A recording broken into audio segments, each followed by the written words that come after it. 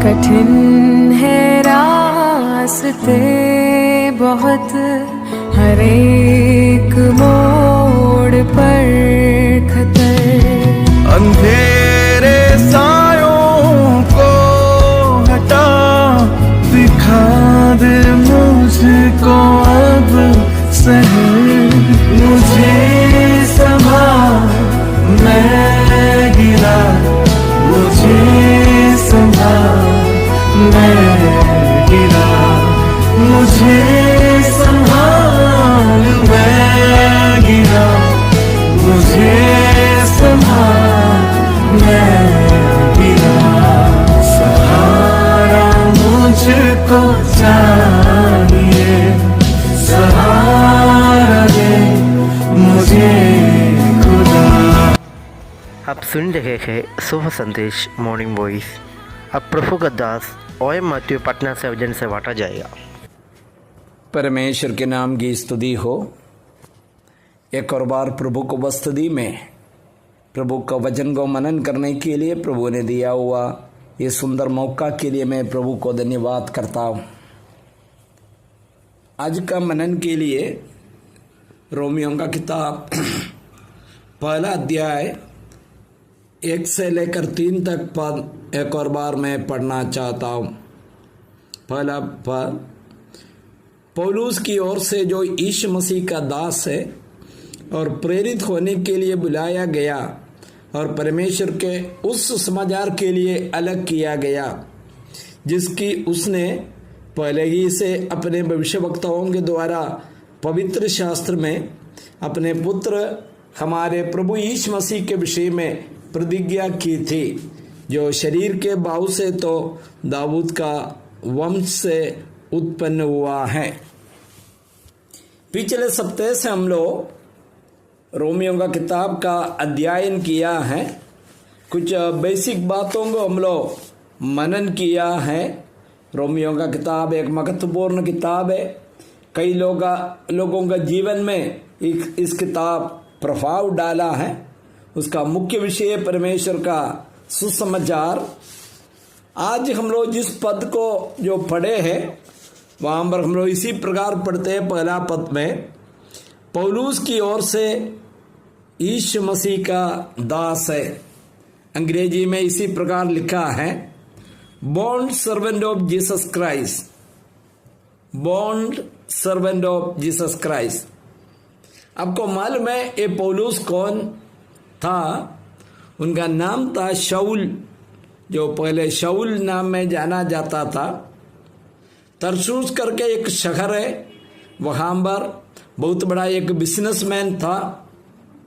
उससे बढ़कर उन्होंने समाज में काफ़ी नाम कमाया हुआ व्यक्ति है।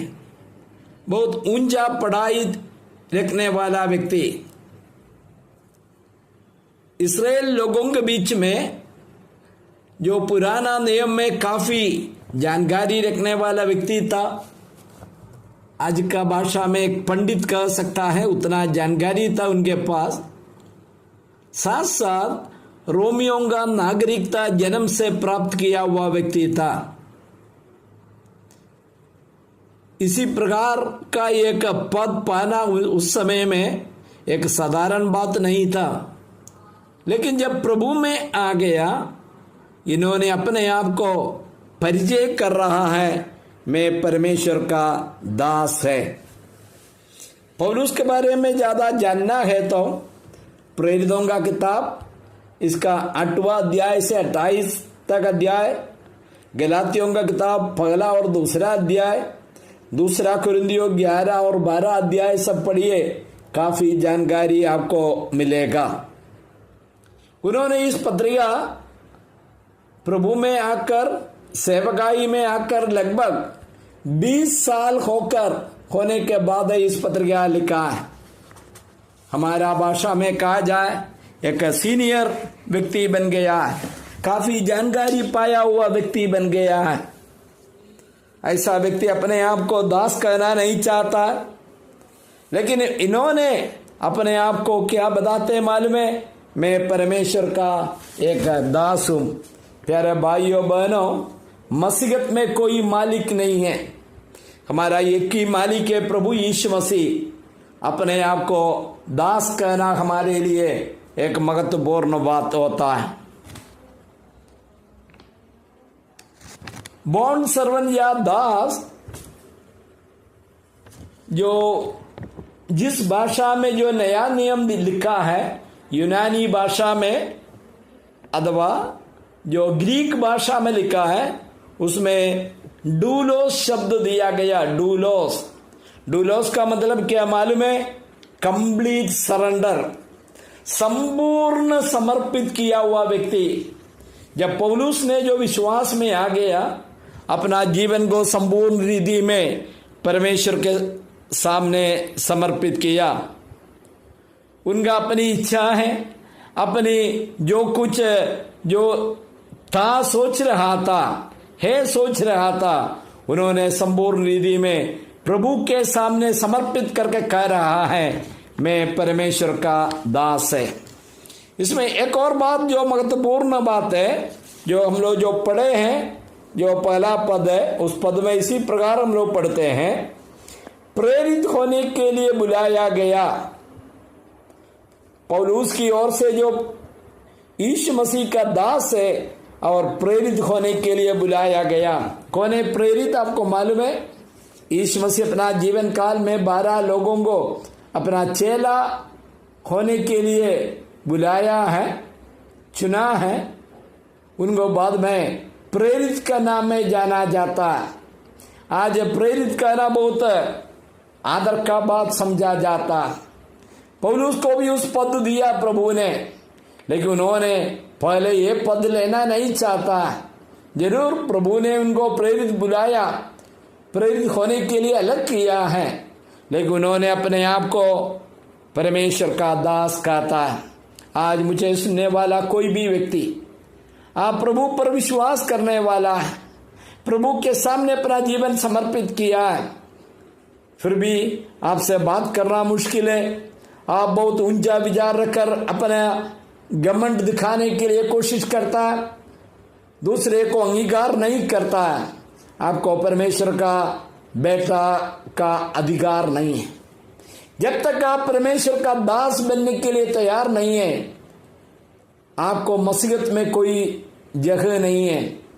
हम फिलिपियों का किताब में पढ़ते हैं, यीशु मसीह जो पिता परमेश्वर का तुल्य में था, इक्वल में था, उन्होंने उस तुल्यता को छोड़कर एक मनुष्य बनकर दुनिया में आया, दास बन गया, अपने आप को शून्य किया। मुझे सुनने वाला भाई लोग, आज हमारा जीवन को प्रभु के सामने समर्पित करे, प्रभु से कहे प्रभु मैं आपका एक दास है। अब जो भी कहेगा प्रभु जी वही हम करेंगे। एक और बात बोल के मैं समाप्त करना चाहता हूं। भारत का प्रधानमंत्री हो नहीं तो अमेरिका का राष्ट्रपति कहना बहुत समाज अंगीकार करने वाला बात है, लेकिन परमेश्वर का दास जो शब्द है, परमेश्वर का दास कहना अमेरिका का राष्ट्रपति से बढ़कर, भारत का प्रधानमंत्री से बढ़कर एक ऊंचा पद है। ये बात हम लोग समझे। यीशु मसीह का दास कहना गर्व के साथ हम लोग इस पद को ले, घमंड दिखाने के लिए नहीं, अपने आप को नम्र करते हुए हम अपना मसीह जीवन को बिताए। प्रभु आप सबको आशीष दे। स्वर्गीय पिता परमेश्वर, एक और शुभ दिन हमारे लिए दिया, धन्यवाद करते। पिछले एक सप्ताह अपने संभाला, धन्यवाद करते। आज हम अपने आप को आपका हाथों में समर्पित कर रहे हैं। हम आपका दास है प्रभु जी, हमारे लिए कोई अपना कोई अधिकार नहीं है। हम आपके उपस्थिति में अपने आप को समर्पित कर रहे हैं। दिया हुआ सारी आशीषों के लिए धन्यवाद करते हैं प्रभु जी। हम लोग प्रभु का दास बनकर आने वाले दिनों में परमेश्वर का महिमा करने के लिए सहायता कर, मदद कर। आपने हमारा प्रार्थना सुन लिया, धन्यवाद करते हैं प्रभु जी। प्रभु यीशु मसीह के मधुर और मीठे नाम में समर्पित करते हैं। सुनना और स्वीकार कीजिए। आमीन।